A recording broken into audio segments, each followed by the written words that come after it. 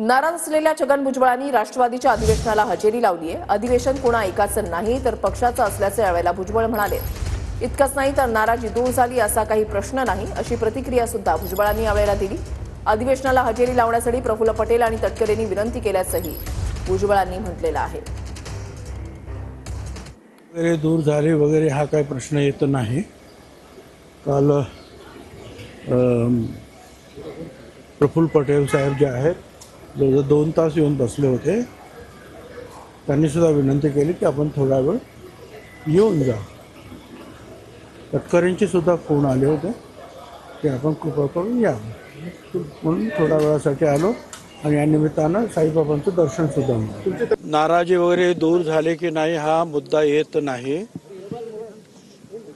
हे पक्षाचं शिबिर आहे, कुणाही व्यक्तीचं शिबिर नाही। अजित पवारांनी तुमच्याशी संपर्क साधला का? तुम्ही म्हणालात की प्रफुल्ल पटेल, सुनील तटकरे, अजित पवारांनी तुम्हाला फोन केला का?